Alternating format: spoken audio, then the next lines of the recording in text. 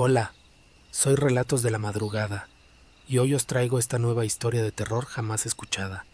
Si logro desconectarte de tu día a día agradezco su like y me gustaría saber desde dónde me escuchan.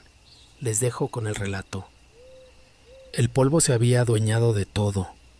Cada paso que daba levantaba una nube rojiza que se aferraba a la garganta, como si la tierra misma quisiera recordarnos que éramos intrusos. La posada era una estructura decrépita, con paredes agrietadas por el tiempo y techos que susurraban bajo el peso de los recuerdos. Había sido muchas cosas en el pasado: refugio de arrieros, punto de paso para contrabandistas y, según murmuraban en el pueblo, un burdel donde las risas se mezclaban con lamentos. El capataz nos asignó los cuartos con prisa, como si le urgiera encerrarnos antes de que el sol terminara de caer. Sus ojos evitaron el final del pasillo, donde una puerta desconchada llevaba el número 7 marcado con pintura negra, ya medio borrada. «Ese no lo abran», dijo escupiendo al suelo. «Está en mantenimiento». Nadie preguntó. Los hombres como nosotros, los que trabajan con las manos y el sudor, aprendemos rápido que algunas puertas es mejor dejarlas cerradas. Me tocó el cuarto 3, una celda apenas iluminada por una bombilla que parpadeaba como un corazón agonizante. Las sábanas olían a humedad y a algo más, algo rancio que se pegaba a la piel. No importaba. Después de 12 horas bajo el sol, cualquier rincón era suficiente para caer rendido. Pero el sueño no vino fácil. Al principio creí que era el viento, un gemido bajo, arrastrándose entre las grietas de las paredes. Luego, la sensación de que alguien, se había sentado al borde de mi cama.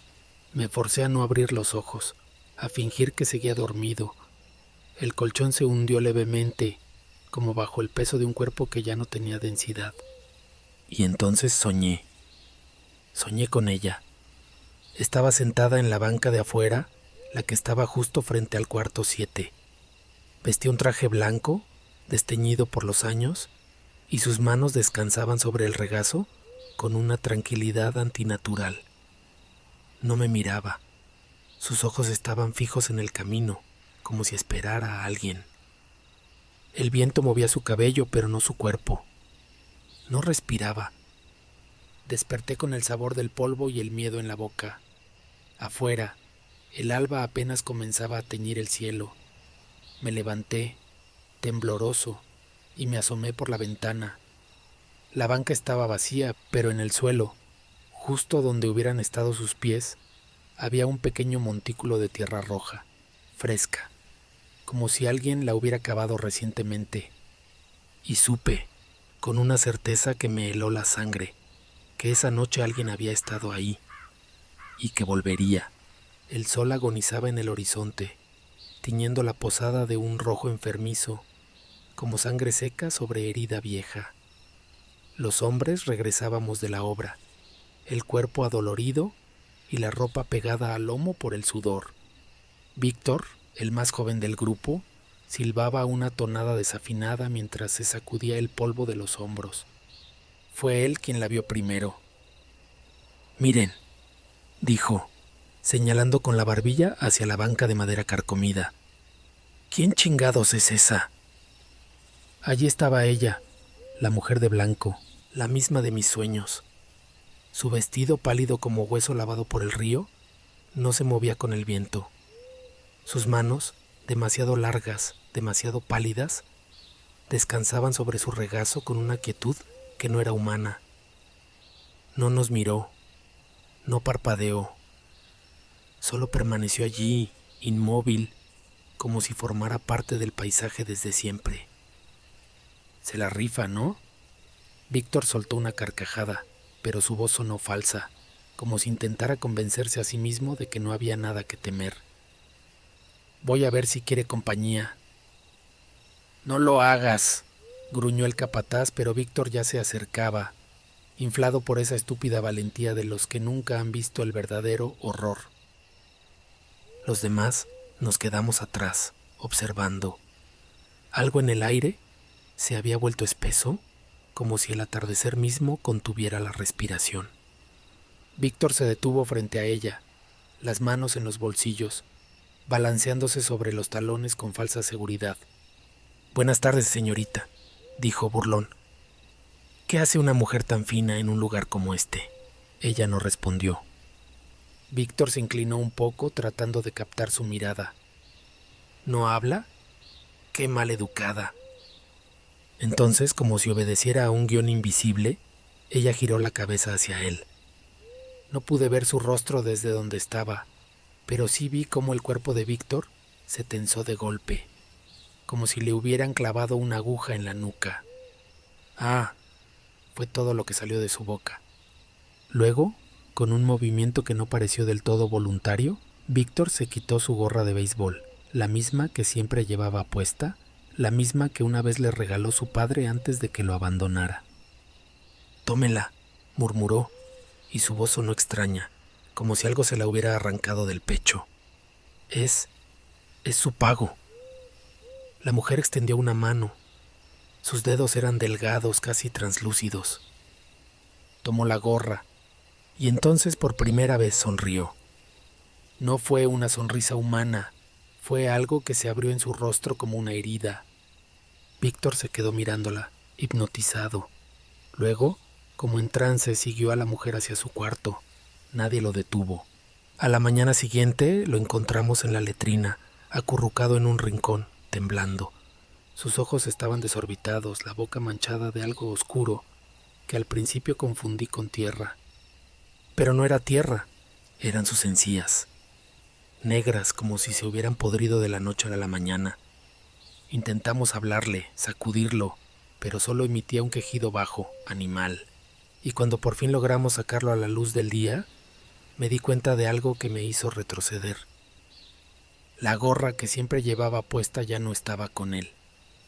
Y en el aire, mezclado con el olor a sudor y miedo, flotaba un perfume rancio, a flores marchitas y tierra recién removida, como el vestido de ella. El pueblo más cercano estaba a media hora de camino, un puñado de casas desvencijadas donde el tiempo parecía haberse estancado. Fue allí donde encontramos al viejo Efraín, sentado en un banco de madera carcomida, fumando un cigarro cuyas volutas de humo se enredaban en su barba gris. Los hombres lo señalaban como el único que había trabajado en la posada antes de que la cerraran. «Usted sabe algo de lo que pasa ahí, ¿verdad?», pregunté, manteniendo la voz baja. El viejo me miró con ojos amarillentos, como si ya supiera por qué preguntaba. «¿La vieron?». Sus palabras se salieron entre dientes manchados de tabaco. Asentí. Él escupió al suelo como si el solo pensamiento le amargara la boca. «Esa no es mujer. Es una deuda que nunca se pagó». El sol de la tarde se filtraba entre las ramas de un mezquite, dibujando sombras retorcidas a nuestros pies.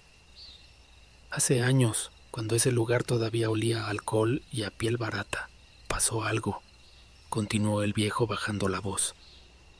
Alguien hizo una promesa que no cumplió. Alguien le debía algo y ella vino a cobrar. ¿Quién?, pregunté, aunque una parte de mí ya no quería saber. El viejo negó con la cabeza. «No importa, lo que importa es que ella siempre cobra, pero no quiere dinero. No, señor, ella se lleva lo que tiene valor para ustedes. Un secreto, una foto, un recuerdo». Hizo una pausa, mirándome fijamente. «Y si alguno de ustedes es tan pendejo como para mirarla a los ojos», tragó saliva, «verá su propia muerte». El viento silbó entre las ramas, llevándose sus palabras como un secreto maldito. Regresé a la posada con la piel erizada. Víctor seguía en su cuarto, acurrucado como un animal herido, balbuceando cosas que nadie entendía. Sus encías seguían negras y ahora sus uñas comenzaban a oscurecerse también, como si algo se estuviera pudriendo desde dentro. Lo más extraño era que, cuando le preguntábamos por la mujer, por lo que había visto, su mirada se volvía vidriosa, perdida. «¿Qué mujer?», murmuraba, confundido. como si ya no recordara, como si algo le hubiera robado hasta el recuerdo de ella. Esa noche me senté frente a la ventana con una libreta en la mano. Algo en mí, algo terco y racional, se negaba a aceptar lo sobrenatural. Tal vez había un patrón, una explicación. Anoté los horarios, 5:47 p.m. El sol comenzaba a caer cuando apareció. El mismo vestido blanco, la misma quietud antinatural. Se sentó en la banca frente al cuarto 7 como si estuviera esperando. 6:13 p.m. Martín, otro de los albañiles, pasó cerca de ella. No la miró, no le habló, pero cuando regresó a su cuarto traía algo en la mano. Una carta arrugada, la misma que le había escrito a su madre antes de que ella muriera. La guardaba en su bolsillo desde hacía años. Ahora la sostenía con dedos temblorosos, como si ya supiera lo que iba a hacer. 6:29 p.m. La mujer se levantó, Martín la siguió. Y yo, oculto tras la cortina, apunté todo. Porque si algo había aprendido en esta vida, era que los horrores son menos aterradores cuando se les pone hora y fecha. Pero esa noche, mientras el viento golpeaba las ventanas, escuché algo que no anoté en mi libreta. Pasos, lentos, pesados, como si alguien caminara desde el cuarto 7 hacia mi puerta. Martín no gritó esa noche. No hubo forcejeos, ni siquiera un murmullo de protesta. Solo el crujido de la puerta del cuarto 7 al abrirse y cerrarse, como un suspiro ahogado. A la mañana siguiente lo encontramos sentado en el suelo de su habitación, las rodillas pegadas al pecho, los ojos abiertos de par en par, blancos, opacos como perlas gastadas por el mar. No veo, murmuraba, pasando los dedos por el aire como si intentara palpar algo invisible. No veo, pero ella sigue ahí, dentro de mi cabeza. Le temblaban las manos. En una de ellas aún apretaba el pedazo de papel arrugado, la carta para su madre muerta. Ahora estaba manchada de algo oscuro que se extendía desde las esquinas, como si la tinta se hubiera convertido en sangre seca. Intenté preguntarle qué había pasado, qué había visto, pero solo sacudió la cabeza con violencia. Me hizo recordarla, susurró. Dijo que si la olvidaba me devolvería la vista, pero si la recordaba... Su voz se quebró. Podría quedarse con lo demás. Los otros hombres murmuraban entre sí, incómodos. Nadie quería acercársele demasiado. Había algo en Martín ahora, algo pútrido que no era solo el miedo, un olor a tierra húmeda y flores marchitas, como si la mujer de blanco hubiera dejado una parte de sí misma dentro de él. Esa tarde, mientras los demás se apresuraban a encerrarse en sus cuartos antes del atardecer, me acerqué a Víctor. El muchacho ya no temblaba, ya no balbuceaba, pero cuando le pregunté si recordaba a la mujer, frunció el ceño, confundido. ¿Qué mujer? Le mencioné la gorra de béisbol, la que siempre llevaba puesta, la que le había dado su padre. Su rostro se quedó en blanco. Nunca he tenido una gorra, dijo, y su voz sonó tan convincente que por un momento yo mismo dudé. Pero entonces miré debajo de su cama, y allí estaba, polvorienta, olvidada, como si nadie la hubiera usado en años. El cuarto 7 seguía cerrado, pero esa noche, mientras el viento aullaba entre las grietas de la posada, juré escuchar algo desde el otro lado de la puerta. Rasguños, como uñas arrastrándose sobre la madera, como si algo estuviera tratando de salir o de entrar. Me quedé paralizado esperando. Entonces, desde el pasillo, llegó el sonido de unos pasos, lentos, deliberados, deteniéndose justo frente a mi puerta, y en ese momento entendí la verdadera maldición de la mujer de blanco. No solo se llevaba lo que tenías, se llevaba quién eras. Y ahora sabía que yo estaba aquí, que tenía algo que ofrecerle, algo que tal vez ya estaba dispuesto a dar.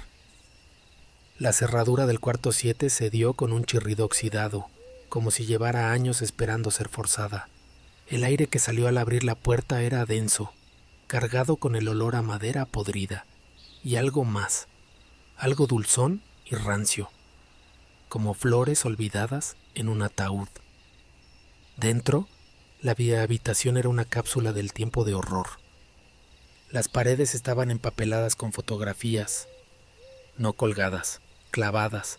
Clavos oxidados perforaban las esquinas de cada imagen, como si quisieran asegurarse de que nada escapara.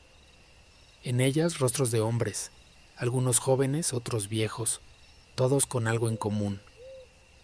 Uno tenía la boca cosida con hilo negro, los labios hinchados y morados. Otro mostraba cuencas vacías donde deberían estar sus ojos, la piel alrededor desgarrada en tiras irregulares. Un tercero, apenas un muchacho, tenía el cabello completamente blanco, aunque su rostro no pasaba de los 20 años. Mis manos temblaban al pasar los dedos sobre las imágenes. Algunas eran antiguas, sepia y desvanecidas. Otras tan recientes que reconocí a Víctor en una de ellas, su gorra de béisbol, todavía en la cabeza, pero su boca abierta en un grito silencioso. En el centro de la habitación había una mesa con una libreta abierta. Sus páginas amarilletas contenían nombres tachados con furia, junto a objetos pegados con una sustancia oscura y pegajosa. Un mechón de cabello rubio, una medalla de la Virgen manchada de óxido, un anillo de bodas deformado como si lo hubieran aplastado entre los dedos. Y al fondo, casi como una burla, un espejo antiguo con el marco carcomido por la polilla. Me acerqué, impulsado por un morbo que ya sentía corromper mi razón. Mi reflejo no apareció. En su lugar, el cristal mostraba una habitación idéntica a la que estaba pisando, pero en esa versión, ella estaba de pie justo detrás de mí. Me di vuelta de golpe. Nada. El cuarto estaba vacío, pero cuando miré de nuevo al espejo, allí seguía, su vestido blanco inmóvil, sus manos alargadas colgando como un peso muerto. Y entonces levantó la cabeza. No tuve tiempo de ver su rostro. Algo en el pasillo resonó. Un sonido que no era un paso, ni un suspiro, sino algo entre ambos, como un cuerpo siendo arrastrado sobre la madera. Y supe, con certeza visceral, que la puerta del cuarto 7 no se había cerrado por sí sola. Alguien o algo la había cerrado desde afuera, y ahora yo estaba atrapado con lo que vivía en el espejo. No recuerdo cómo salí del cuarto 7. Solo sé que de algún modo me encontré de nuevo en mi habitación, temblando, con las uñas clavadas en las palmas de las manos hasta hacerme sangre. El espejo no me había mostrado mi muerte, como advirtió el viejo Efraín. No, me había mostrado algo peor. La fotografía de mi esposa, la única que conservaba, estaba ahora sobre mi cama, aunque juraría haberla guardado en mi maleta. Su rostro sonriente, congelado en un tiempo antes de la enfermedad, antes del silencio del ataúd, me observaba con una ternura que ya no merecía. Porque ahora lo sabía, era yo el siguiente. El patrón era claro. Víctor entregó su gorra, Martín su carta. Y ahora ella quería algo de mí, algo que valía más que la vista, más que la cordura, algo que ya le pertenecía desde el momento en que crucé el umbral del cuarto 7. El atardecer llegó teñido de púrpura, como un moretón en el cielo. Salí al patio con la fotografía en una mano y en la otra un secreto que nunca le había contado. La promesa que le hice a mi esposa la noche que murió. Nunca te dejaré ir. Una mentira, porque al final todos dejamos ir. La mujer de blanco ya estaba allí, sentada en su banca, las manos sobre el regazo como siempre. Pero esta vez sabía que me esperaba. Me acerqué, no miré sus ojos. «Toma», dije, y le tendí la fotografía. «Es todo lo que me queda». El aire se enfrió alrededor de nosotros. Sus dedos largos y fríos como raíces de tumba se cerraron sobre la imagen. Y entonces, por primera vez, habló. ¿Y el secreto? Su voz no era un sonido, sino un eco que resonó dentro de mi cráneo, como si las palabras hubieran estado ahí desde siempre. Respiré hondo. Le prometí que la seguiría, confesé. Pero no lo hice. Viví. Y ahora quiero cumplir esa deuda. Un silencio. Luego sonrió. No con la boca, no con el rostro. Fue una sonrisa que se extendió en el aire mismo, como si la realidad se rajara por un instante. Ahora me perteneces, susurró, y lo que tú amas también. Su mano se alargó hacia mí, y esta vez no me resistí. No hubo gritos, no hubo lucha, solo el crujido de la puerta del cuarto 7 abriéndose una última vez, y después el silencio. La obra se terminó 3 semanas después.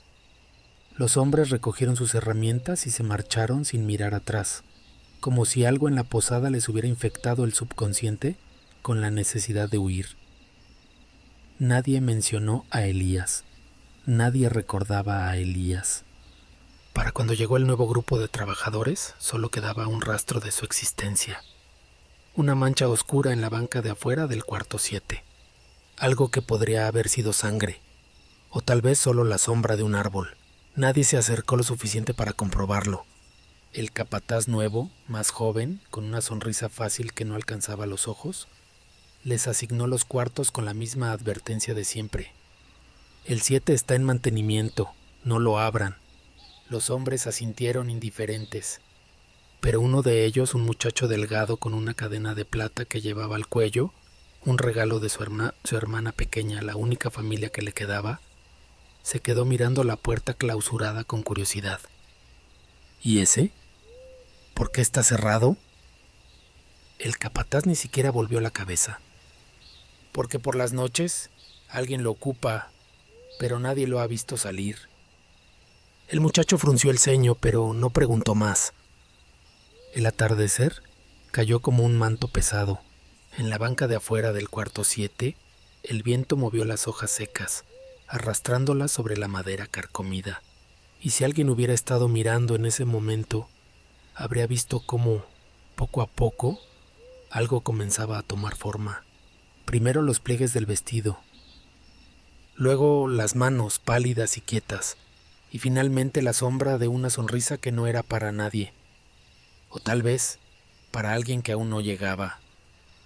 El muchacho de la cadena de plata se asomó por su ventana, frotándose los ojos. ¿Quién chingados? Pero cuando miró de nuevo, la banca estaba vacía.